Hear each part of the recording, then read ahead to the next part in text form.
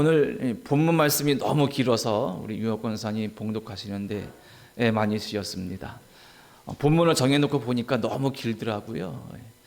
제가 대학원 다닐 때 제가 신약 성경을 배우는 그 과목 중에 제가 전공했던 지도 교수님이 한 성경 한 권 한 권을 좀 강의하고 좀 알려주시는 시간이 있었는데, 그때 성경을 좀 나눠서 읽으면서 했어요. 그런데 이제 누가 자원해서 읽는 겁니다. 돌아가며 있는데 저는 그때 성경 읽는데 한 장 정도 읽으면 숨이 벅차가지고 막 떨려가지고 막 그래가지고 막 진땀 뻘뻘 흘리면서 겨우겨우 읽었던 기억들이 있는데, 그에 비하면 권사님 그냥 떨지도 않으시고 너무 잘 봉독해 주셔서 참 대담하시구나, 참 그런 생각도 듭니다. 감사드립니다. 오늘이 부활절 다음 주일입니다. 앞에 우리 강단에 부활절 현수막이 여전히 붙어 있지요. 부활절 지났으니까 이제 내려도 좋겠지만 부활절 교회라고 본다면 몇 주간 이어지게 됩니다. 그리고 조금 몇 주간은 다음 주까지는 좀 걸어두고 싶은 마음도 있어요. 왜냐하면 부활 후가 중요하기 때문입니다. 우리가 부활절에 집중하여서 부활절 준비하고 사순절 지내고 고난주간 지내고 기도하며 기쁨으로 부활절을 맞이하고 영광 돌리지만, 부활절이 됐다고 다 끝난 것은 아니거든요. 부활 후가 어떻게 보면 더 중요할 수 있습니다. 그런 의미에서 이 부활절 이 현수막도 오늘은 그냥 제가 내리지 않았고요. 오늘 말씀도 제목에 부활 후 이렇게 단순하게 잡았습니다. 자, 부활하신 주님은 지상에서 약 40일 정도 계셨지요. 그리고 승천하실 때 제자들에게 이렇게 말씀하셨습니다. 우리가 아는 대로 사도행전 1장 4절 5절 보면, 예루살렘을 떠나지 말고 내게서 들은 바 아버지께서 약속하신 것을 기다리라. 요한은 물로 세례를 베풀었으나 너희는 몇 날이 못되어 성령으로 세례를 받으리라. 이렇게 말씀하셨습니다. 자, 예수님은 승천하시면서 성령을 약속하셨습니다. 그리고 그 부활을 목격한, 그리고 승천을 목격한 성도들은 예수님의 말씀과 명령에 순종하여서 마가 다락방이라 불리는 곳에 모여서 간절히 기도했고요. 오순절에 놀라운 성령의 임재가 나타나게 됩니다. 그러니까 오순절 말 그대로 이 50일 6월절 이후부터 따지면 그런 계산인데, 예수께서 승천하신 이후를 따지면 50일 이후가 됩니다. 때문에 이 오순절에 성령 강림하신 사건을 우리는 성령 강림절이라고 부르고, 부활절이 언제이냐에 따라서 성령 강림절은 5월 중순이 될 수도 하순이 될 수도가 있습니다. 올해는 부활절이 좀 늦었기 때문에 성령 강림절이 6월달로 넘어가게 되어 있습니다. 자, 어떻게 보면 성령 강림절에 성령에 대한 말씀을 전하는 것이 어울리는데, 오늘 저는 부활절 다음 주일에 어떻게 보면 우리가 부활신앙으로 살아가자, 부활신앙을 많이 이야기하고 듣는데 그 부활신앙은 무엇일까? 이것에 대해서도 우리가 함께 은혜 나눠야 되지만, 그 부활신앙의 핵심 중에 핵심이 성령 아니겠습니까? 왜냐하면 승천하신 예수님께서 성령을 약속하셨기 때문입니다. 그래서 오늘 저는 성령에 대해서 함께 은혜 나누고 성령의 임재를 사모하는 시간을 갖고자 합니다. 어떻게 보면 성령 강림 그러면 신약 성경에서 말씀을 보는 것이 옳은 것 같지만, 구약 성경에도 성령에 대한 말씀이 많이 있습니다. 그 중에 대표적인 말씀이 오늘 스가랴서기의 말씀입니다. 자, 구약 성경 스가랴서는 스가랴 선지자가 8개의 환상을 보게 되는데, 그 환상을 보면서 기록되어 있는 말씀이 스가랴서입니다. 시대적인 상황은 어떤 상황이냐면, 이스라엘이 멸망하여서 바벨론으로 포로로 끌려간 다음에 시간이 지나자 페르시아 제국, 우리가 성경에서는 바사 제국이라 불리는 그 강력한 제국이 등장해서 바벨론을 멸망시킵니다. 그리고 이 바사 제국의 특징 중에 하나가 뭐냐면 이 왕으로 오른 사람이 식민지 백성들을 포로로 끌고 왔는데 그 사람들을 고향 고국으로 돌아가게 해주는 그런 정책을 펼쳤습니다. 그래서 바벨론의 포로로 끌려간 이스라엘 사람들이 바벨론에 멸망하고 바사 제국이 들어오면서 고향으로 돌아올 수 있는 길이 열리는 거예요. 그때를 배경으로 하고 있습니다. 그래서 오늘 본문 말씀인 4장은 스가랴가 본 8개의 환상 중에 이 5번째 환상이고, 그 내용은 예루살렘으로 돌아온 스룹바벨이 무너진 성전을 재건하는 일, 그 사명에 대해서 그 일을 성령의 능력으로 행할 것이라는 말씀으로 기록되어 있는 내용입니다.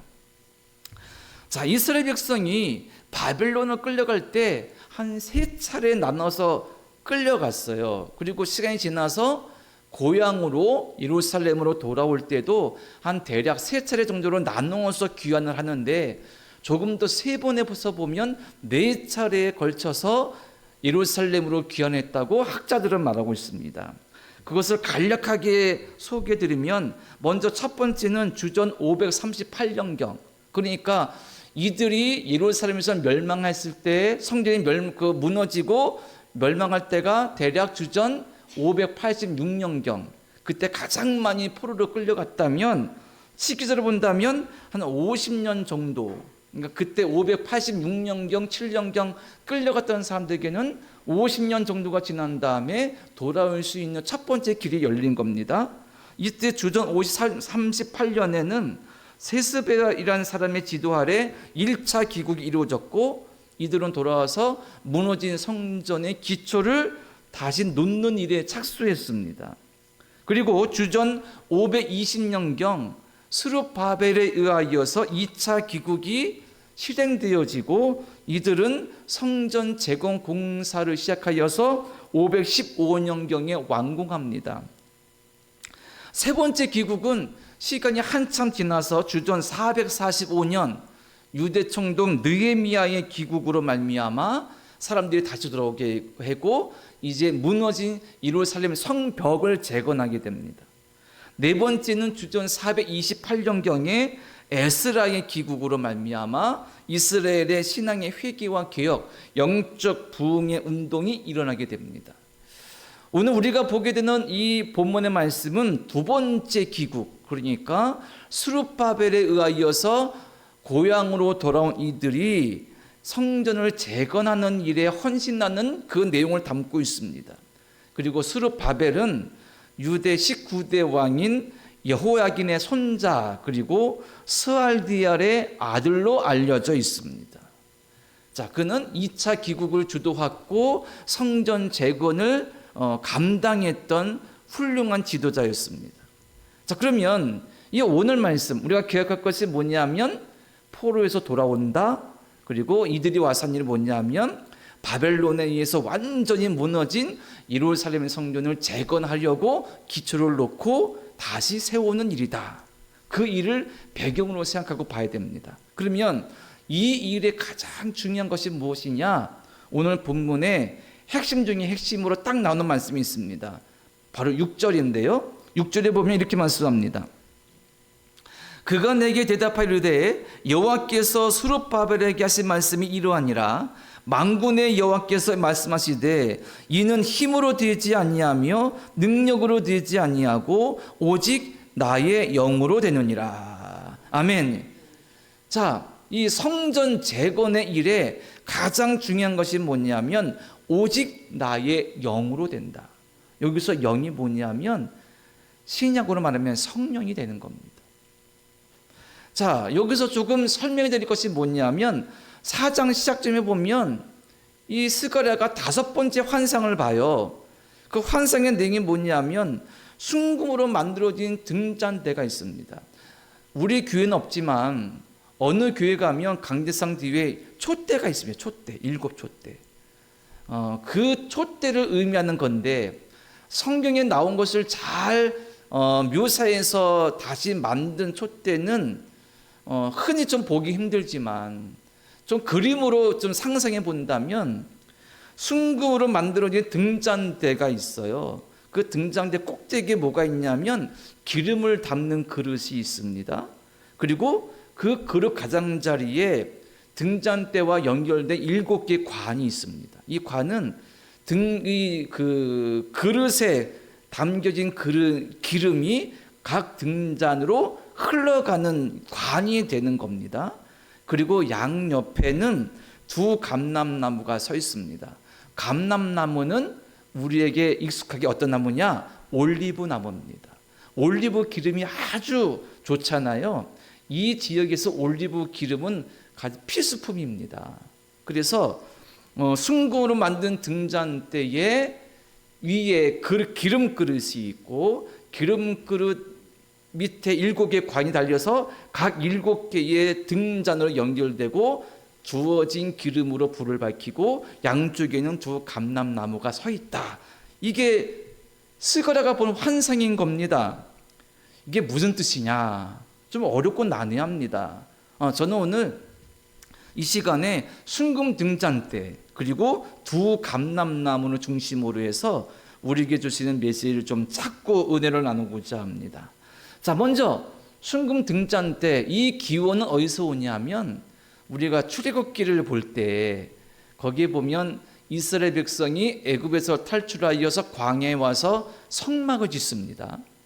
그리고 하나님께서 성막을 짓는 재료들을 다 말씀하시고 그 안에 들어가는 기구들도 막 정확하게 말씀하셔서 만들게 하시죠. 그 중에 하나가 등잔대가 있습니다. 7 촛불을 불을 밝히는 그것이 성막 안에 성소에 있습니다. 성막 안에는 지성소와 성소로 나누어지는데 지성소 안에는 1년에 한 번 대제사장만 들어갈 수 있고 언약궤가 있지 않습니까? 성소 안에, 즉 지성소 밖에 몇 가지 중요한 성구가 있는데 그 중에 하나가 등잔대예요. 그러니까 순금 등잔대는 성전을 상징합니다. 자, 그리고 이 2 감람나무는 말씀드린 것처럼 이 순금 등잔대에 불이 계속 켜질 수 있게 기름이 공급되는 감람유, 즉 올리브 기름이 계속 공급되게 할 수 있는 것을 상징하고 있는 겁니다. 자, 그 성전 재건에 대한 환상인데 다시 여기서 6절 말씀의 핵심을 보자면 이는 힘으로 능력으로 되지 아니하고 오직 나의 영으로 된다. 곧 성전 재건은 힘과 능력으로 되는 것이 아니라 이 힘과 능력은 군사적인 힘하고 그리고 많은 노동력을 상징합니다. 그러니까 많은 군사가 있거나 많은 노동력이 있다고 무너진 성전을 다시 세울 수 있는 것이 아니라 오직 나의 영, 무엇으로요? 성령으로 되어진다 라고 말씀하시고 있는 겁니다. 분명하게 우리에게 주시는 메시지가 있습니다. 아무리 좋은 조건이나 환경이나 어떤 긍정적인 요소들이 막 채워져 있어도 하나님의 일은 사람의 힘으로, 즉 힘과 능력으로 되는 것이 아니라 하나님께서 하시는 것이다. 하나님의 성령으로 되어지는 것이다. 하나님의 교회가 세워지는 것도, 성도 한 사람 한 사람이 세워지는 것도, 하나님의 거룩한 뜻과 비전이 세워지는 것도 사람의 힘으로 되는 것이 아니라, 많은 노동력으로 되는 것이 아니라, 강력한 군사 힘으로 되는 것이 아니라 성령의 능력으로 되는 것이다. 이렇게 말씀하시고 있는 것입니다. 자, 처음에 말씀드린 것처럼 우리 예수님은 승천하실 때 성령을 약속하셨습니다. 그런데 그 이전에도 예수님께서 잡히신 날, 즉 고난주간 금요일의 마지막 최후의 만찬 때도 제자들에게 성령을 약속하셨습니다. 요한복음 14장 17절에 보면 그는 진리의 영이라 세상은 능히 그를 받지 못하나니 이는 그를 보지도 못하고 알지도 못함이라. 그러나 너희는 그를 아나니 그는 너희와 함께 거하심이요 또 너희 속에 계시겠습니다. 즉 성령께서 너희와 함께 것이다 이미 알려주셨고 약속하였습니다. 요한복음 14장 26절에 보면 보혜사 곧 아버지께서 내 이름으로 보내신 성령 그가 너에게 모든 것을 가르치고 내가 너에게 말한 모든 것을 생각나게 하리라. 이렇게 말씀하시면서 성령의 인재를 약속하셨습니다. 자, 그런데 장면이 바뀝니다. 예수께서 죽으시고 부활하셨습니다. 부활의 주님을 제자들이 목격했습니다. 너무나 놀라운 일입니다. 그리고 예수께서 감난산에서 승천하셨습니다. 이 영광스러운 사건을 직접 목격했어요. 그런데 예수님의 죽음과 부활과 승천을 목격한 제자들은 어떤 마음이었을까요? 너무나 감격스럽고 너무나 놀라운 은혜이고 역사이지만 한편으로는 공허했을 것입니다. 왜냐하면 예수님이 안 보여요. 예수님이 안 계세요. 예수님이 그들 앞에 있고 그들에게 말씀하시고 그들을 이끌고 가시면 좋을 터인데 예수님이 승천하셨습니다. 안 보입니다. 이제 어떻게 해야 되지? 공허함이 몰려오겠죠. 뭐 해야 되지? 목적의식을 놓쳐버릴 수도 있겠죠. 그들의 경험한 죽으심과 부활과 승천을 전하고 복음 전파해야 되는데 어떻게 해야 되지? 라는 막막함, 공허함, 그런 것이 몰려왔을 것입니다. 주님만 바라보았던 이 제자들에게 그 막막함과 공허함을 이길 수 있는 능력이나 믿음이나 리더십은 없었습니다. 마치 공황 상태에 빠진 것처럼 그들은 혼란 중에, 요즘 말로 하면 멘붕에 빠져들 수 있습니다. 그때 예수께서 약속하신 것이 뭐냐면 성령을 기다리라 였습니다. 성령이 너에게 오셔서 너희가 지금 어떻게 해야 될지, 뭘 해야 될지를 알게 하시고 내가 한 말을 기억나게 할 것이다. 이렇게 약속하신 것입니다. 맞습니다. 이에 비춰본다면 아무리 믿음이 좋고 아무리 좋은 조건과 상황이라도 사람의 힘이나 어떤 열심으로 노력으로 하나님께서 원하시는 일을 감당할 수 없고 교회를 세울 수 없고 내가 소망하는 가정을 올바르게 세울 수도 없고 내 자신이 하나님 보시기에 합당하게 세워지기도 어려운 겁니다. 전도도 봉사도 헌신도 쉽지가 않습니다. 왜? 우리는 나약하기 때문입니다. 우리 앞에 예수님이 딱 보이고 그분께서 나에게 뭐라 분명하게 말씀해 주시고 나를 이끌고 가시면 좋을 터인데 그렇지 않습니다. 그런 어떤 혼란과 막막한 가운데 우리 주님께서 성령을 약속하셨습니다. 더군다나 믿음의 길을 가고 교회를 세우고 성도가 세워지고 하나님의 일을 감당하려면 고난과 어려움들이 필연적으로 찾아옵니다. 왜요? 사단은 우리가 아주 수월하게 하나님의 일을 감당하도록 내버려 두지 않습니다. 방해하고 어렵게 합니다. 고통스럽게 합니다. 주저앉게 하고 실망하게 합니다. 시험에 들게 하고 지치게 합니다.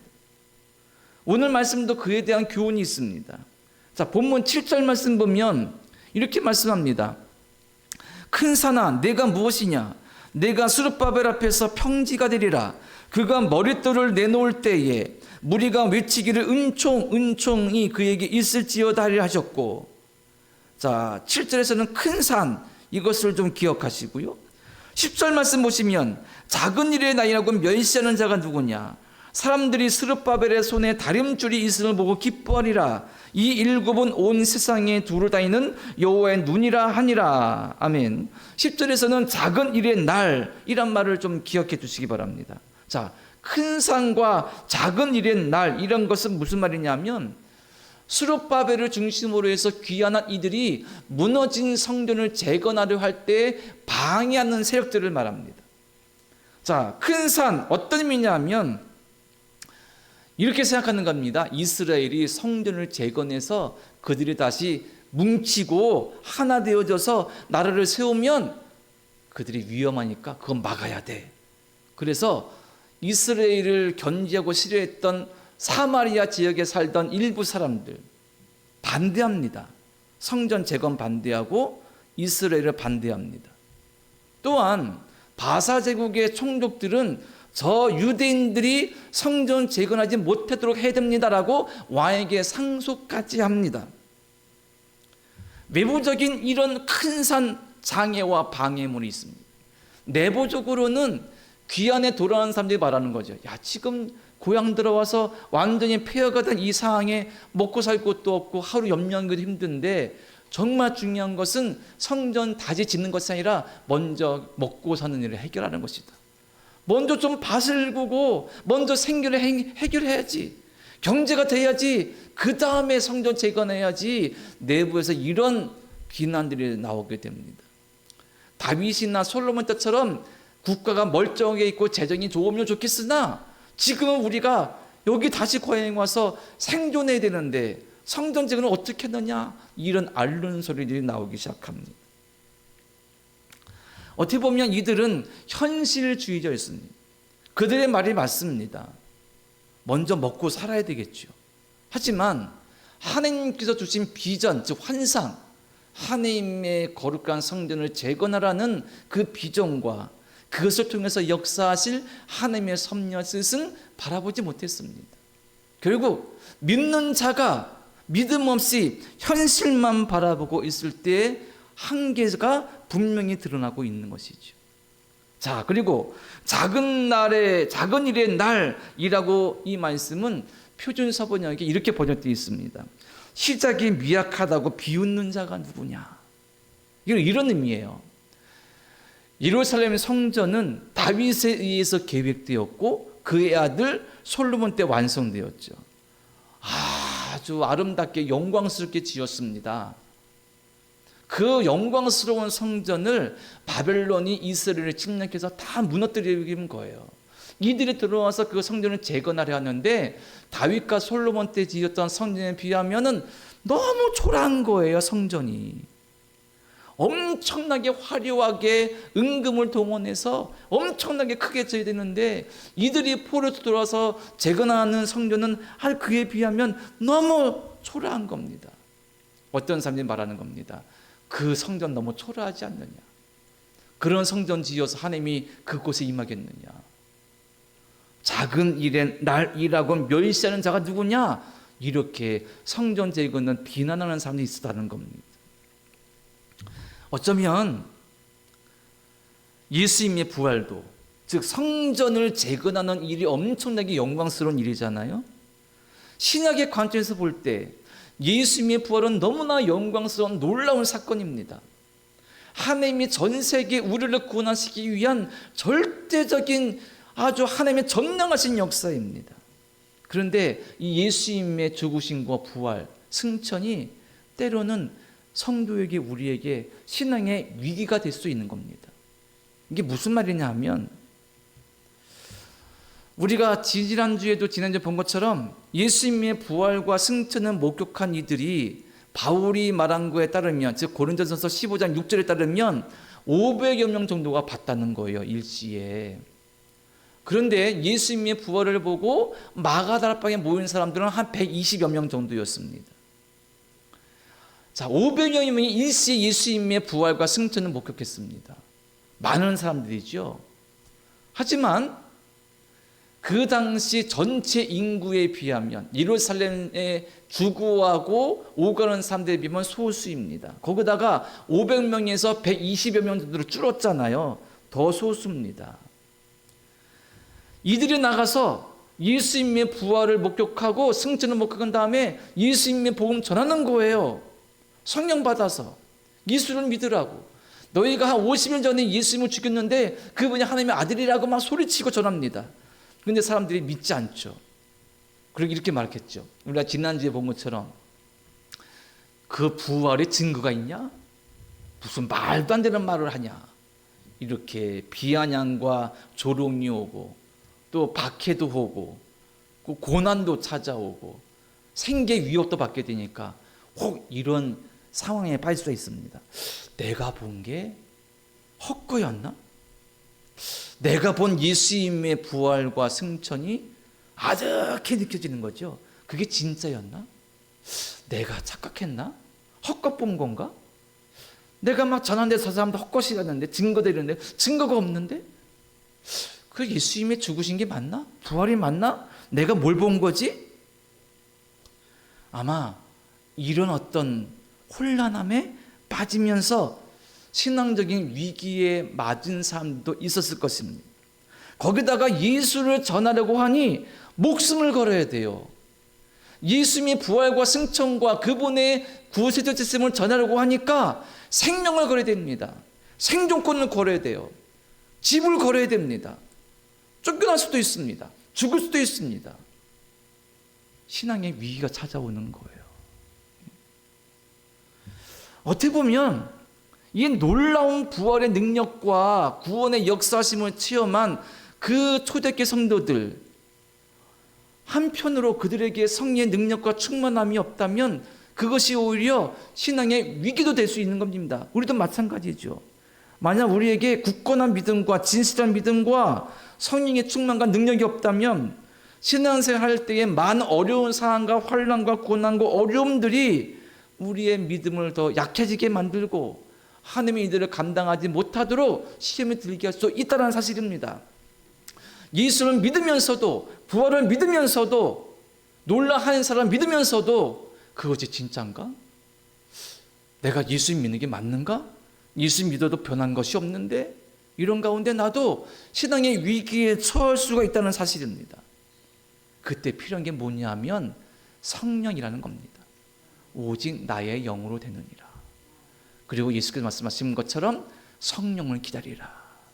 성령의 임재가 필요하고 그분의 능력이 필요한 것은 그 분명한 사건을 보고서도 믿으면서도 위기에 처할 수 있고 침체에 빠질 수 있는 우리의 약함을 보며 다시 성령을 의지해야만, 성령 충만해야만 우리가 믿음에 온전히 서여질 수 있고 부활신앙으로 온전히 살 수 있기 때문입니다. 이 은혜가 있기를 간절히 바라고 축원합니다. 그리고 여기서 한 가지 더, 성령의 역사가 있다면, 즉 성전 재건에 필요한 것이 성령의 역사라면 또 한 가지는 사람이 필요하다라는 것입니다. 자, 환상에 대해서 스가랴가 천사에게 묻습니다. 11절 말씀 보면 스가랴가 이렇게 물어요.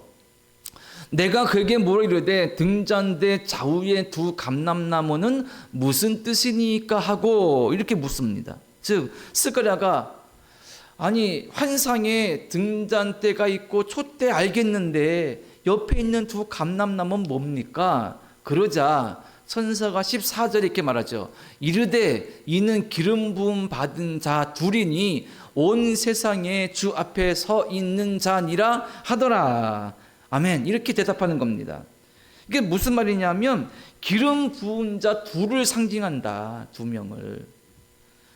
자, 성경에 기름 부어서 임명받는 직임이 세 부류가 있습니다.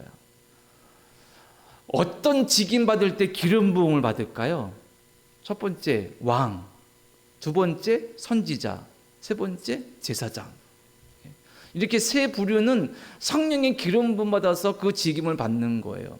그런데 이 기름 부음 받은 자가 누구냐면 3장에 누가 나오냐면 대제사장 여호수아가 나와요. 4장에는 스가랴가 나옵니다. 이 스룹바벨이 나옵니다. 자, 3장에 나오는 여호수아는 그 당시 대상으로 영적 지도자, 종교 지도자예요. 그리고 스룹바벨은 앞서 소개한 것처럼 혈통으로 보자면 왕족입니다. 그리고 지금 리더예요. 정치적 리더입니다. 그러니 양쪽에 있는 두 감람나무는 영적 리더 여호수아 제사장, 그리고 한편에는 정치적 리더 스룹바벨이 있는 겁니다. 결국 하나님께서 영적 그리고 정치적 가장 중요한 리더를 세워서 그들을 통해서 성전 재건뿐 아니라 이스라엘을 회복하겠다라는 메시지가 담겨져 있는 겁니다. 하나님께서는 이 두 사람을 세우셔서 하나님의 일을 하시기로 계획하셨고 성전 재건을 하시기로 작정하셨다는 사실입니다. 자, 이에 대한 분명한 말씀이 있습니다. 9절 보니까 이렇게 말씀하고 있습니다. 스룹바벨의 손이 이 성전의 기초를 놓았은즉 그의 손이 또한 그 일을 마치리라. 이렇게 말씀하고 있는 겁니다. 자, 복잡하지만 정리하면 이렇습니다. 하나님께 누가 필요하다? 사람이 필요하다. 성전 재건이 사람의 힘으로 되는 거 아니었습니다. 오직 나의 영, 성령으로 되는 것입니다. 아무리 사람 많다고 힘 많다고 많은 노동력이 있다고 되는 것이 아닙니다. 그런데 아이러니하게도 역사적으로도 하나님께서는 두 감람나무, 두 사람을 세우셨습니다. 이것은 무슨 말이냐면 하나님의 일은 사람이 하는 사람에 의해서 되어지는 것은 아니지만 하나님이 세우신 사람들을 통해서 하나님은 역사하신다, 당신 일을 이루신다라는 그런 복합적인 더 깊은 의미를 담고 있다는 사실인 것입니다. 사람을 통로로 세우셔서 그들을 통해서 하나님의 놀라운 계획, 오늘 본문을 따지면 성전 재건이 이루어지고 우리의 삶에, 우리의 교회에, 우리의 상황에서 본다면 하나님 뜻이 사람을 통해서 세워진다는 사실인 것입니다. 그러니 하나님께는 일꾼 사람이 필요하다라는 것이죠. 경제학자인 메러디스 멜빈이라는 사람이 있었는데요. 좀 오래되었지만 이 사람이 1981년도에 팀이란 무엇인가라는 저서에서 이런 말을 처음 사용했습니다. 아폴로 신드롬, 이런 말을 썼다 그래요. 아폴로 신드롬. 이게 무슨 의미냐면 이 경제학자가 아주 인재들, 똑똑한 사람들을 모아서 팀을 여러 만들었습니다. 그리고 그들을 관찰한 거예요. 그러니까 우리말로 한다면 수재, 영재 이런 사람들 모아서 딱 팀을 만들었습니다. 한 10명 딱 만들어가지고 뭔가 일을 준 거예요. 그러면 이 천재들만 모였으니까 얼마나 일을 잘하겠습니까? 얼마나 놀라운 결과들을 만들어내겠어요? 근데 결과를 보니까 신통치가 않더래요. 그 천재들만 모아놓은 팀이 내어놓은 결과물이나 그런 모습들이 별거 없더라는 것입니다. 뛰어나지 않다는 거예요. 오히려 평범한 사람들이 팀으로 이루어서 만들어온 결과보다 좋지 않다는 겁니다. 거기에 대한 것을 보면서 아폴로 신드롬이라는 말을 썼다는 겁니다. 왜 수재들이 모여서 막 의논하고 힘 합해서 뭔가 연구하는데 답은 별로 좋지 않을까? 결과물은 신통치 않을까? 왜 그럴까요? 추측해 보면 이런 거죠. 다 너무 잘났어요. 다 너무 뛰어나요. 한 팀이 10명이면 10명 다 천재예요. 그래 누가 리더를 할 수가 없어요. 누가 이끌고 갈 수가 없어요. 다 자기가 최고예요. 다 자기가 잘났어요. 그러니까 이게 한 팀이 안 되는 겁니다. 2018년도에 월드컵이 있었는데 지난 2022년에도 월드컵 때 우리가 세계적인 강호를 꺾은 적이 있습니다. 독일한 팀을 이겼고 포르투갈인가 축구를 보자면 엄청나게 잘하는 강팀인 거예요. 그런데 우리나라는 그 나라에 비하면 축구가 그렇게 잘하지 못하거든요. 그런데 이겼습니다. 그 독일 팀이나 포르투갈 팀에 보면은 선수들이 세계적인 선수들이에요. 호나우드 그런 선수들 있잖아요. 몸값이 몇 천억 막 그러거든요. 어마어마합니다. 그런데 우리나라 선수들이 그 팀을 이겼습니다. 실력으로 보자면, 객관적인 실력 보자면 상대가 안 됩니다. 그런데 그 강팀을 이겼습니다. 여러 가지 해석이 있지만 그 잘하는 11명이 똘똘 뭉치지 않으면 한 사람이 아무리 뛰어나도 약팀한테도 질 수가 있는 거예요. 우리 대표팀은 세계적으로 볼 때 아주 훌륭한 사람이 11명이 다 손흥민이 아닌데 11명이 똘똘 뭉쳐서 세계적인 강팀을 이기는 경우가 있었던 겁니다. 이게 무슨 의미냐면 성경에도 똑같은 거예요. 하나님의 일은 누구나 할 수가 있어요. 교회는 누구나 올 수 있습니다. 잘난 사람, 똑똑한 사람, 부자인 사람, 어떻게 보면 어리석은 사람, 바보인 사람, 가난한 사람 누구나 다 올 수 있어요. 그리고 누구나 다 직분 맡아서 하나님의 일을 감당할 수 있습니다. 하지만 엄밀히는 말하면 누구나 다 하나님의 일을 다 할 수 있는 건 아닙니다. 똑똑하다고, 부자라고, 많이 배웠다고, 리더십 있다고 하나님의 일을 다 할 수 있는 건 아닙니다. 어떤 사람이 할 수 있습니까? 성령 충만한 사람입니다. 하나님의 살아계심을 믿고 예수 그리스도의 대속의심을 믿고 그분이 나와 함께 하시는 믿고 고백하며 그분의 죽으심이 나를 위한 죽으심을 고백하면서 담대하게 주님을 의지하는 사람, 못 박히신 예수님의 손발을 닮아가고자 예수의 성품을 내 마음속에 담아 예수님의 DNA가 내 속에 있어서 사랑과 섬김과 헌신으로 주께 충성하고자 하는 사람, 이런 사람이 하나님의 일을 진정 할 수 있는 것입니다.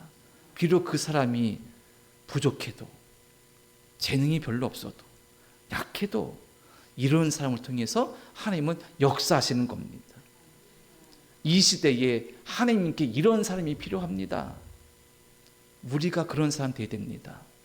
스룹바벨 여호수아와 같이 하나님을 전적으로 신뢰하고 교만하지 아니하고 겸손하여 예수님을 닮아가면서 교회가 세워지기를, 내 믿음이 세워지기를, 가정이 세워지기를, 세상에 예수님의 사랑이 전파되기를 사모하는 자, 그렇게 해서 감람나무, 즉 올리브나무에서 그 감람유, 올리브유가 공급되어서 촛대에 불을 태우듯이 내가 올리브유, 즉 감람유가 되고 스스로 나를 태워서 헌신하는 자, 성령 충만한 자, 이들을 통해서 하나님의 일이 성취되어지고 이루어지는 것입니다. 말씀을 정리합니다. 자, 부활 후 예수님의 부활하심과 그분의 승천 우리가 기억하고 목격합니다. 예수님의 부활은 끝이 아닙니다. 하나님 사역의 결론이 아닙니다. 어떻게 보면 시작점입니다. 예수님의 부활은 새로운 시작입니다. 이제 예수님의 부활을 믿는 그 부활신앙으로 살아가야 되는 것, 이것이 우리에게 주어진 출발점이 있는 것입니다. 다시 예수님의 부활을 마음속에 품고 초대교회 성도들이 목숨을 걸고 거리에 나가 예수님을 전했던 것처럼 우리들도 내 마음속에 예수님의 그 복음을 품고 담대하게 나아가서 이 시대에 꼭 필요한 하나님의 일꾼이 되어야 됩니다. 그리고 성령 충만한 사람 되어서 성령의 의자이어서 나아가는 우리 모두가 되어서 하나님께 영광 돌리며 하나님 뜻을 이뤄가고 교회를 세우고 가정을 세워가는 저와 여러분 되시기를 간절히 축원합니다. 기도드립니다. 하나님 감사합니다. 주의 은혜 가운데 저희들을 불러주셨고 또 일꾼으로 세워주셨습니다. 은혜 감사합니다. 오늘 말씀을 통해 다시 한번 묵상합니다. 나의 힘과 능이 아니라 성령을 의지하여서 하나님 내에 헌신할 수 있도록, 또 기도하며 헌신하여서 교회가 세워지고 가정이 세워지고 성도가 세워지고 생명이 세워지는 놀라운 은혜를 맛보도록 지금 역사하시고 인도하여 주시옵소서. 하나님의 사람이 필요한 이때에 스룹바벨과 여호수아처럼 하나님께 필요한 사람 되어서 칭찬받고 쓰임받는 모든 성도 되도록 도와주시옵소서. 예수님의 이름으로 기도드립니다. 아멘.